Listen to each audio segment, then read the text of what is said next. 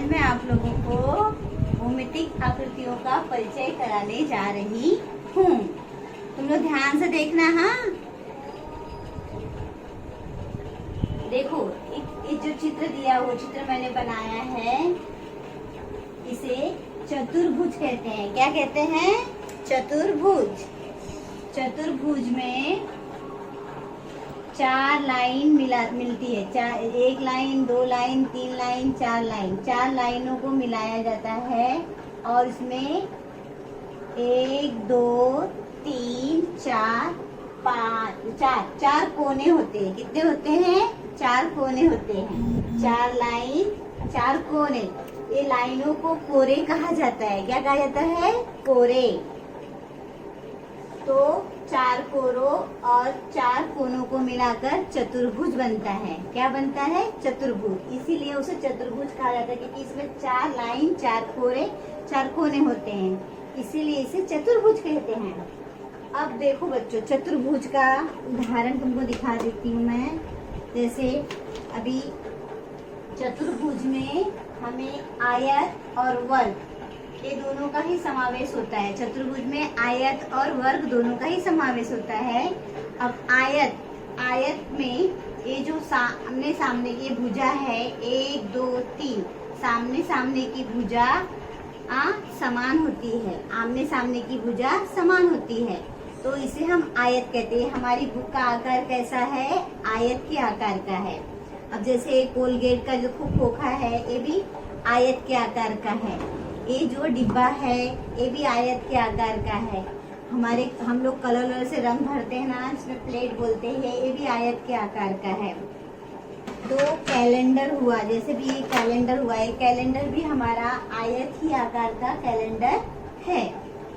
अब वर्ग हो गया। चतुर्भुज में वर्ग का भी समावेश होता है। तो वर्ग का आकार, जैसे हम लोग लूडो वगैरह खेलते हैं, वो डाइस होता है, वो चौरस आकार का होता है। उसमें वर्ग में पूरी भुजाएं, चारों भुजाएं एक समान होती हैं। चारों भुजाएं एक समान होती है। उदाहरण के तौर पे जैसे भी ये रुमाल है, ये रुमाल देखो चौरस आकार का होता है, ये वर्ग आकार का रुमाल होता है। वर्ग जैसे भी इसको हम मोड़ते हैं तो यहाँ की भुजा भी समान होती है और यहाँ की भुजा वापस वो वर्ग ही आकार में आ जाता है। ये वर्ग का आकार, 7 कोरे एक दूसरे को ढक ले रही हैं, मतलब ये पूरी चारों भुजाएं समान हैं। ये वर्ग आकार की हो गई, हमारा वर्ग हो गया। तो उदाहरण के तौर पे वर्ग की चारों भुजाएं समान होती हैं और आयत की आमने सामने की भुजा समान होती है। आमने सामने की भुजा समान होती है। अब हम जाएंगे बच्चों वृत्त के ऊपर। वृत्त में हम एक बिंदी से लेके पूरा सर्कल हम बनाते हैं, पूरा गोला बनाते हैं। अब गोला बनाने के लिए एक ही बिंदु को हम लोग पूरा खींच के एक कोरे बन जाती है।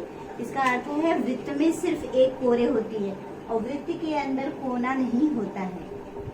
वृत्त में सिर्फ एक कोरे होती है, इसमें कोना नहीं होता। वृत्त का उदाहरण होता है चूड़ियाँ, जैसे डिब्बे का सरफेस वगैरह होता है, बॉटल का सरफेस, और ये सब जो होते हैं सब।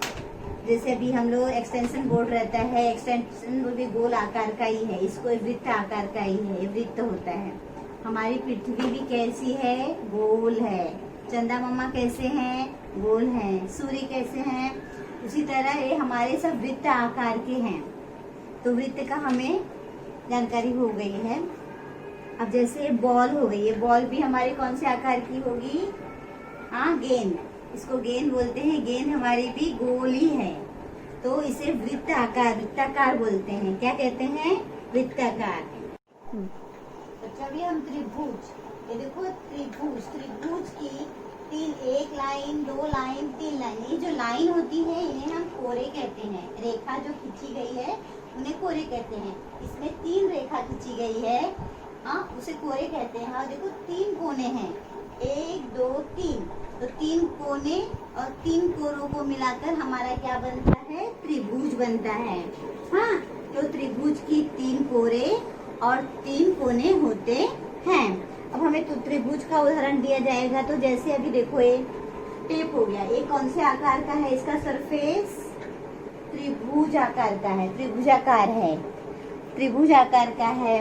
अभी जैसे हमारी ये इस्त्री हुई, हम लोग घर में कपड़े इस्त्री करते हैं, इस्त्री का भी आकार भी देखो, एक कोने, एक लाइन, ए लाइन, ए लाइन, 3 लाइन, 3 कोने, तो ये भी त्रिभुजाकार आकार की है